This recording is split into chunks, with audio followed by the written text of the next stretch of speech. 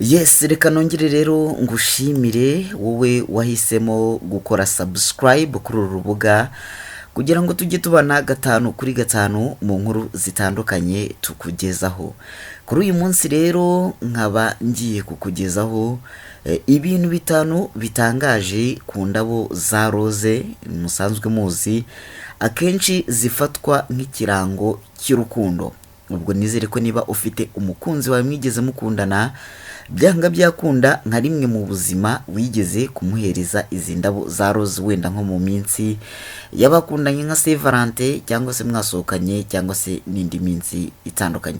Mwibutsa ko ubaye utarakora subscribe kuri uru rubuga wabanza ugakanda mu ijambo ritukura ryanditsemo subscribe ndetse ukareba n'akantu kameze nk'inzogera byegeranye nako ukagakandamo kugira ngo ujye ubasha kubona izi nkuru zacu tukizishyiraho.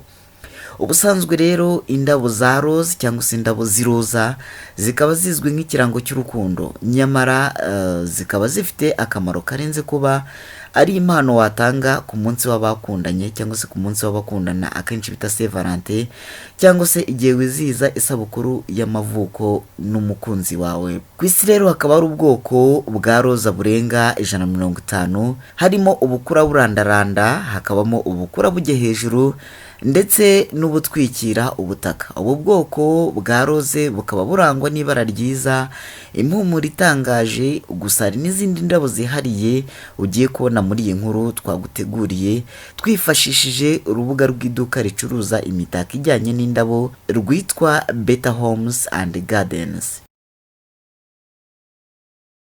Ikintu cya mbere rero, indabo za rose ziri mu ndabo zirambye ku isi. Ntitwakwibaza cyane kuba indabo za rose zarakunze kwifashishwa cyane mu buvanganzo mu ndirimbo zo hambere mu binyejana n'ibinyejana byahise.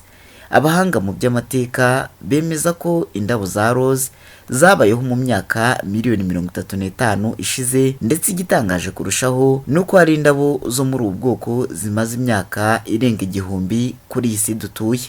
Ikintu cya kabiri, izi ndabo za rose zishobora kuribwa. Akamaro k'indabo za rose si ukuzishyira mu mavaze y'imitako gusa, ahubwo kiriya gice gitukura cy'ubu bwoko bw'indabo kiraribwa. Mu Buhinde no mu Bushinwa bakoresha iki gice gitukura ururabo rubumburiramo bakora imitobe, aho bayifashisha mu guhindura ibara no kongera impumuro mu binyobwa bitandukanye.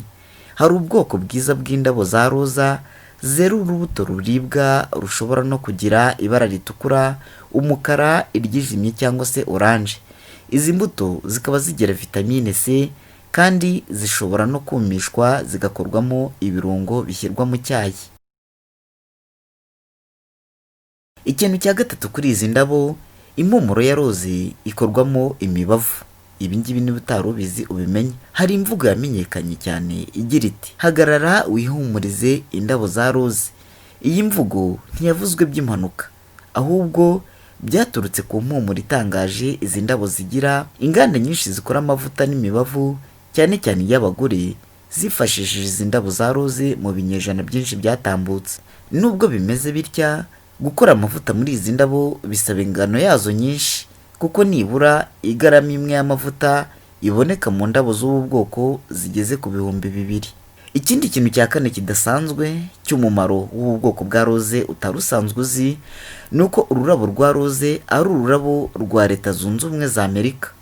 Mu mwaka w'1946 Perezida wa Leta Zunze Ubumwe za Amerika Ronald Reagan yemeje rose nk'ururabo rw'iki gihugu, ndetse runaba kimwe mu bigize ikirango cy'iki gihugu. Iyo bitangaje ahagaze mu busitani bwa White House bw'indabo nk'izi za rose. Uru rurabo kandi rwafashwe nk'ururabo rwa za leta zitandukanye nka leta ya Georgia, leta ya New York, leta ya North Dakota cyangwa se Dakota y'Amajyaruguru, ndetse na leta ya Washington DC.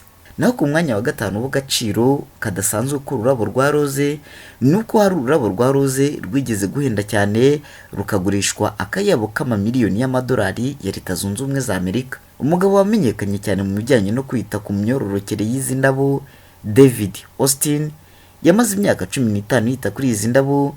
Yari yarahaye izina rya Juliet, azishoramo miliyoni zigera kuri 5 z'amadolari, nyuma nawe aza kuzigurisha agera kuri miliyoni 15 n'ibihumbi 800 mu mwaka wa 2006. Icyo gihe ni nabwo zahise zica agahigo k'indabo za roze zaguzwe akayabo k'amafaranga angana gutya kuva isi yaremwa. Nkaba ngushimiye cyane wowe wanabanye nanjye, gusa ngusaba gukanda mu ijambo ritukura ryanditseho subscribe kugira ngo ujye ubasha kubana natwe no mu zindi nkuru.